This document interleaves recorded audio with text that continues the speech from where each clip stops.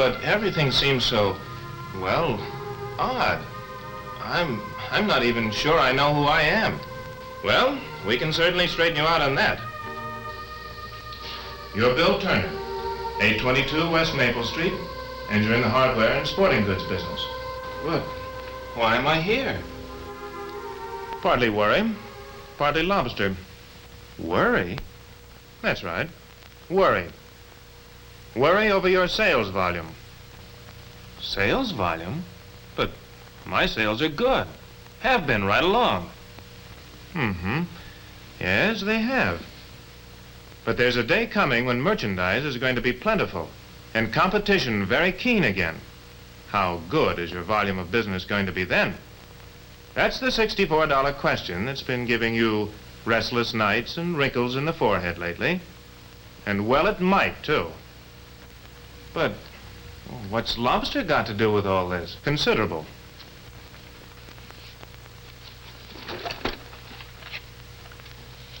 In your enthusiasm to show Mary a good evening out on your wedding anniversary last night,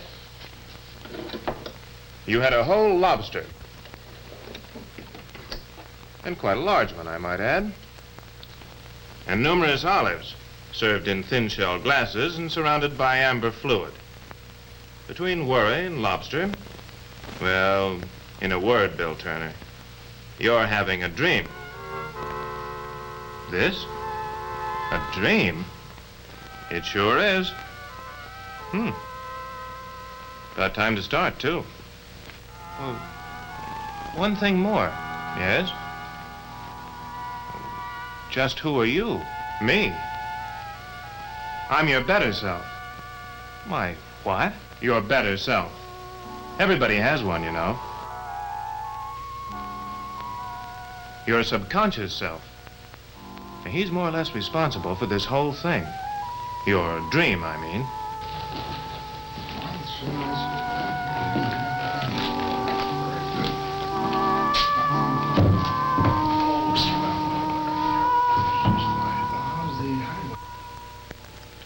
The experts will give you some sound help in your sales problem. Elmer Wheeler, popularly known as America's #1 salesman. And Rivers Peterson, managing director of the National Retail Hardware Association. And now, if you don't mind. The trouble with you, Bill Turner, is that you... if you don't mind. Well, it isn't as if he doesn't know better. You see, Bill, you've been satisfied lately with just sitting back easy and poking the keys of the cash register. Now, that's not selling. And like he says, you know better. Just like every good salesman knows that come the time when merchandise is plentiful again, and competition, more than just a word again, it's going to take some real effort to keep the volume of business up where it is now. Now, don't get me wrong. You aren't slipping up on everything. Why don't we run over to your store for a minute? See some of the things you are doing to ensure continuance of your present volume of business. But we can't go down to the store this time of night. May I remind you again, this is a dream. And in dreams, you can do anything you darn please. Thank you. To the store, then.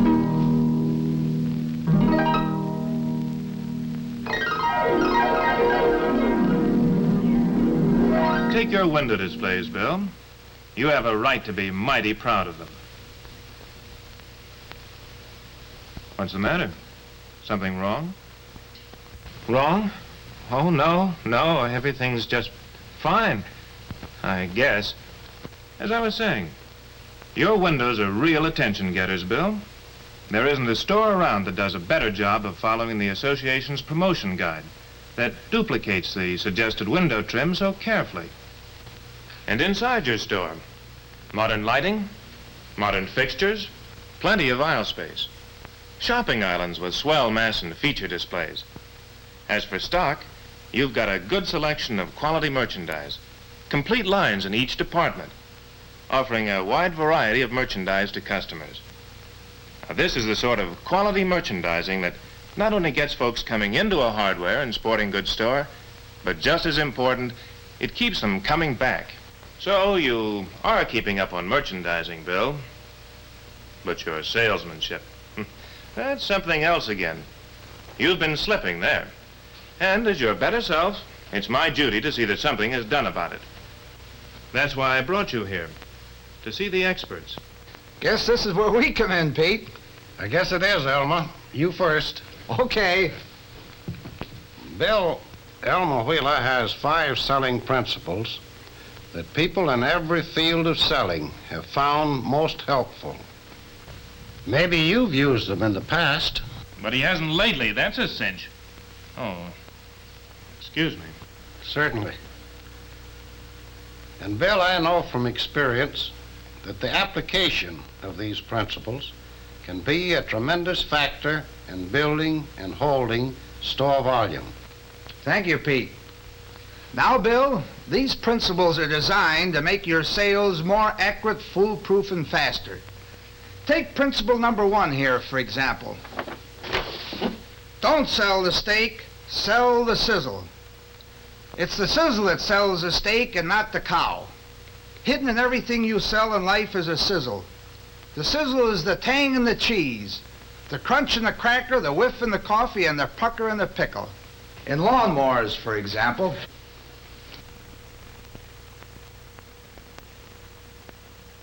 Perfectly logical in a dream. Perfectly logical. This machine will give your customer's lawn the most perfect haircut in the neighborhood because it cuts smoothly and quietly and is easy to push.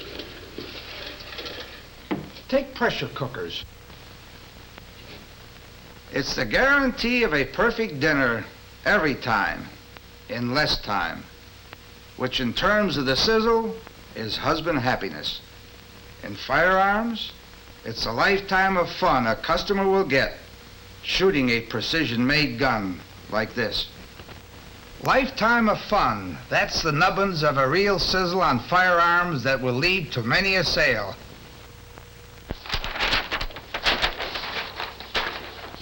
But in getting up your sizzle sentences, remember principle number 2. Don't write, telegraph. By this I mean, your first 10 words are more important than your next 10,000. In fact, if your first 10 words aren't the right words, you won't have a chance to use the next 10,000 because your customer will walk away from you physically if he doesn't float away from you mentally. Now take a selling situation in your own store. All right, suppose you have a customer for a toaster. What would you say? Mrs. Smith, how you fixed for toasters these days? You couldn't use another one, could you? You sure wouldn't make many sales using words like that, would you? Now, if you really want to make a sale, try this sizzler. Mrs. Smith, how would you like to make your husband smile every morning? These automatic toasters make the toast every day the way he likes it. You beginning to catch on to this sizzle method of selling? First you find the sizzle, and then you telegraph it. Now for principle number 3. Say it with flowers. By this I mean, it's as much what you do as what you say in a sale. You must learn how to synchronize your sizzles with showmanship. Back up your words with actions and gestures. Say you are a customer. You come to a window featuring sporting goods. A gun catches your eye. Okay, you come inside. Now suppose I were the salesman and you were the customer. You too? Well, yes, I came along this time, Elma. Positively amazing. Say, Pete, why don't you demonstrate this point? Well, all right, Elma, I'll be glad to try. Thank you. Now, Bill, suppose I were a salesman in a hardware store, and you came in as a customer to look at a gun. Would I just stand there with my hands in my pockets and talk? If I did, the farther my hands went into my pockets, the farther your hand would get away from your pocketbook. Why? Well, what do you do with a gun? You feel it. You sight it. You put it to your shoulder. You sight at an imaginary bird. You try its action. Now, knowing that, am I going to let that gun stand there in the rack and let your interest die? Indeed, I'm not. I'm going to take this gun, and first of all, I'm going to hold it for a moment or two myself. I'm going to try to register with you my admiration for it. Then I'm going to give it to you, Bill, and let you try the feel of it. Let you try the action, while I talk to you about how proud you're going to be to own a fine gun like that. What a lifetime of pleasure you're going to get from using it. In other words, by my every word in action, Bill, I'm going to try to get you to think of that gun as your gun. This third point, Bill, is a mighty important point. Mighty important. To put it in a couple of words, demonstrate, but demonstrate to sell. We come now to point number 4. Don't ask if, ask which. Always give the other fellow a choice between something and something, never between something and nothing.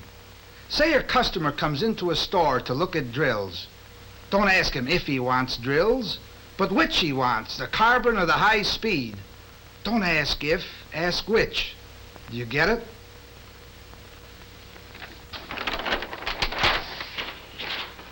We come now to the 5th and final point, to make your sales more accurate, foolproof, and faster. Watch your bark. Watch your voice. It's as much how you say it as what you say that counts. All right, Bill. Let's say you're going to sell an automatic washer. Go to it. But remember, watch your voice. Watch your tone, Sizzle. Mrs. Brown, this washer has a one-piece all-steel cabinet. Now that makes it strong and sturdy. And the whole washer is finished inside and out in lifetime porcelain. Porcelain outside for lasting beauty. Porcelain inside for lasting cleanliness. That's the way, Bill. You're sure catching on to this Sizzle method of selling. Remember, Bill, it's how you say what you say. To summarize in my own words, remember, it's not so much what you want to say as what the customer wants to hear that makes sales. Thank you, Mr. Wheeler. You see, Bill, 5 darn good selling principles. But have you been practicing them lately? You know, just between you and me, I think that... I say, just between you and me, I think...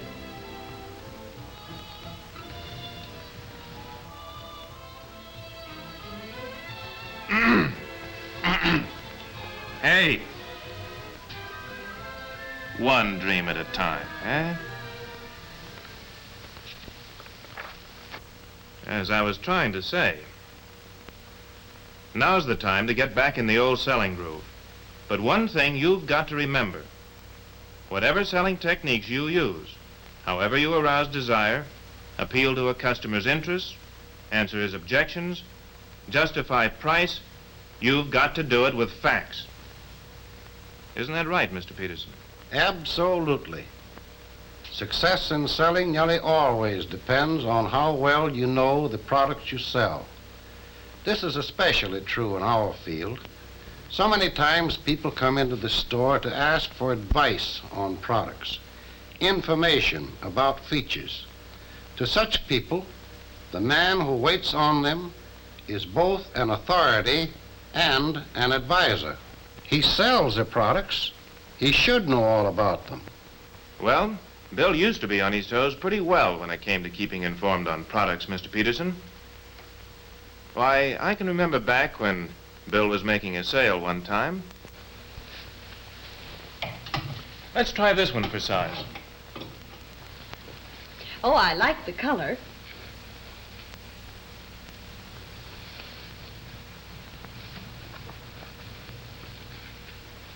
It's nice. But tell me, how will it clean? Oh, this material cleans very well. However, you can remove ordinary spots yourself, simply by sponging them with a damp cloth. On grease spots, a little spot remover does the trick. Doesn't cleaning take the life out of the coat? Not with this coat. Actually, it works the other way around. Soil reduces the repellent quality of the coat. Proper cleaning refreshes it. You certainly used product knowledge to advantage in that sale. Tell me, Bill, where did you learn those facts about the hunting coat? Well, to tell you the truth, Mr. Peterson, I was putting a new shipment of those coats up in the rack one day and just happened to read one of the tags. Very good. It's amazing how much information you can pick up on products just by reading what the manufacturer has printed on the label or tag. Many products carry labels, giving information about the product or directions for use. But Bill never used to depend solely on this one source for information. Why, I can remember another sale when Bill was waiting on a customer. Mr. Smith, actually you have a real tool shop in your hand. With this one tool, you can grind, drill, polish, engrave, cut, sand, saw. Well, those are just some of the things you can do. Mm-hmm.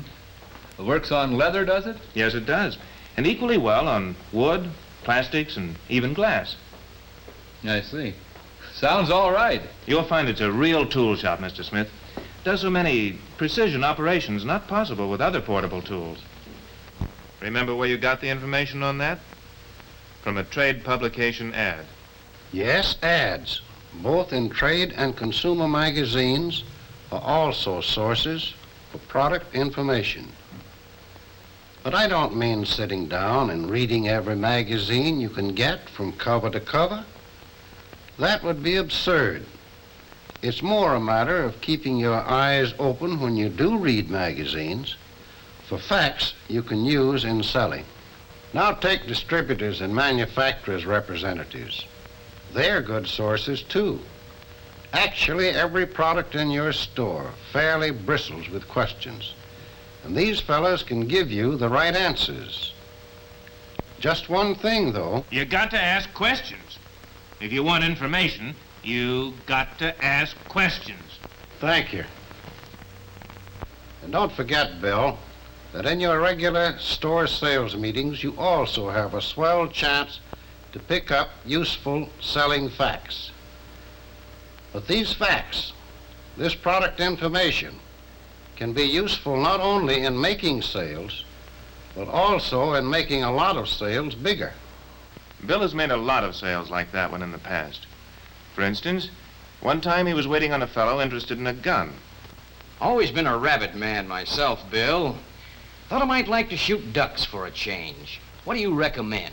Well, if you're after ducks, I'd recommend a 12-gauge full choke gun with a 30-inch barrel. Like this one.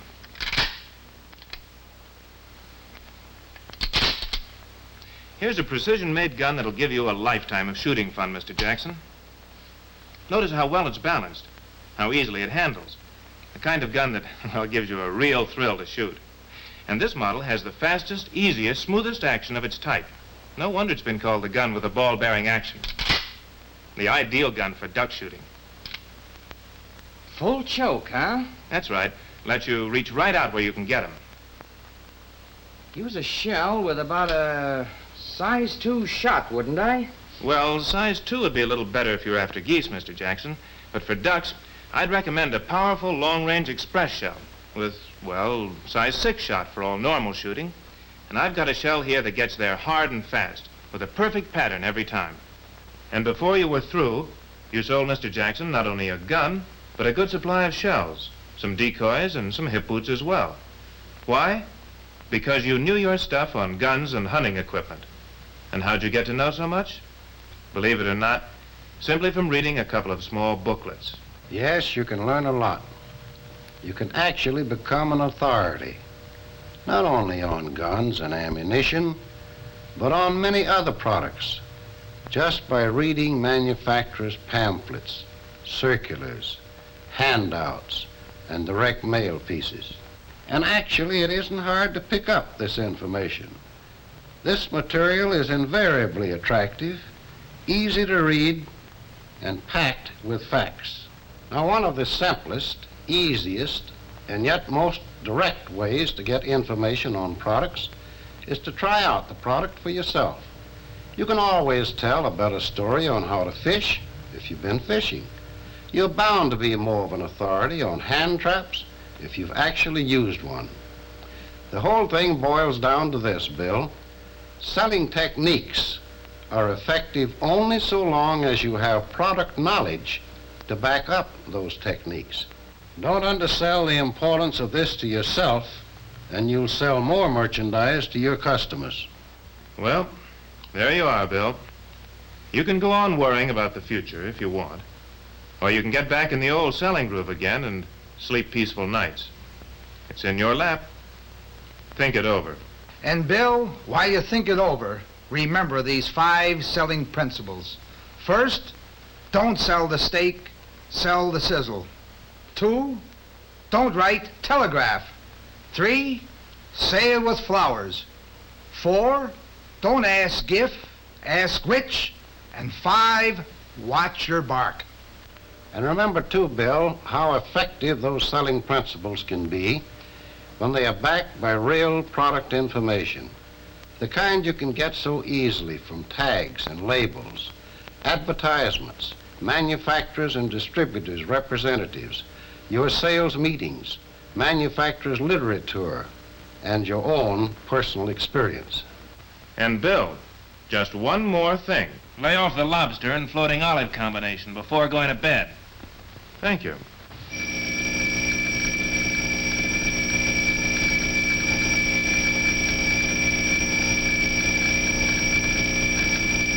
It's your alarm clock, you darn fool. Wake up. Wake up, I said. Hey, wake up. Wake up. Wake up. Wake up.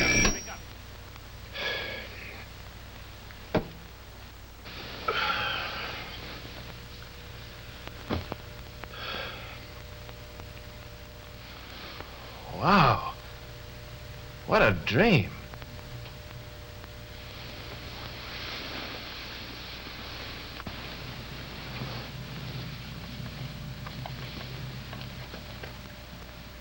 Yeah. Made pretty darn good sense, too. Yeah.